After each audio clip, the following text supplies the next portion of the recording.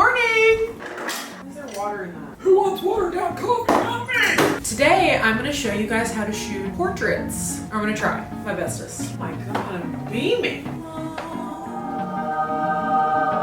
With these teaching videos, I'm gonna try and start at the basics, and then we can get more complex as we continue to make videos. But the first couple for the portraits, shadows, highlights, how to find your best angle, or how to tell someone where to move their face to find their best angle.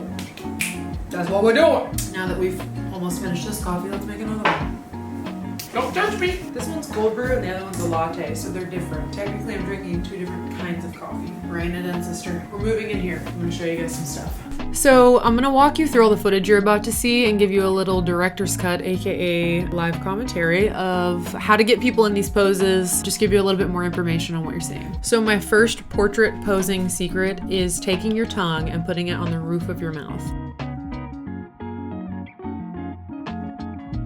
It literally takes this and it just like sucks it up. It's like a facelift. So the next tip is pretty simple. You're actually just gonna lean towards the camera. It gives this quality where you're a little bit more engaged with the camera. You feel like you're leaning towards the person looking at it, and it makes the person looking at the photo just like, whoa, like, you know, are you hitting on me? Stop, I'm in a relationship. So this is the tip everyone feels weird doing, and every time I direct someone to do it, they're like, what? I feel like I'm sticking my head out. It looks so good in photos. Do not be embarrassed. Please do it. When I tell you to pull your chin out, you're gonna feel like your head is arching forward, but it's actually, as I said before, you're engaging the camera, you're kind of leaning towards the camera, and it's making your jawline look sharp. S-H-O-R-P, sharp. Okay? Do it.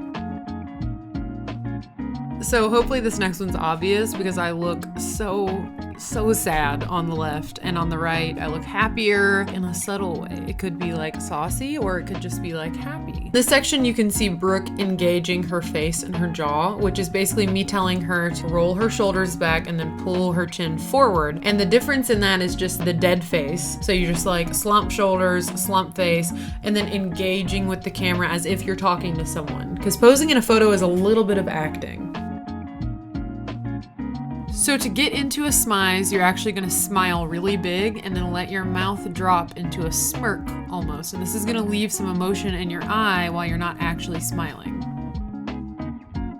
But having that expression where you're looking at the camera and you can see a thought in someone's eyes and you can see a little bit of a thought in someone's mouth, that's what makes someone look at a photo for longer than a couple seconds. Don't feel embarrassed to think about something or have like a slight little something to your face that makes it stand apart from just like a regular like.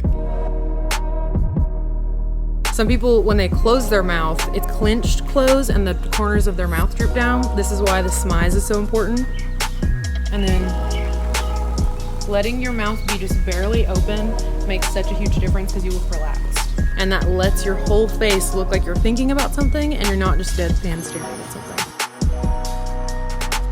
So I hope these tips were helpful. On the next episode, we're going to talk about posing your hands and how to create dynamic photos with your client or for yourself doing self-portraits. If you guys have any questions, leave them in the comments and I'll be responding. See you later. I look strong. Tell me if I'm wrong, but I look like I could beat your boyfriend up. I always forget to tell you how pretty you are because I see you all the time.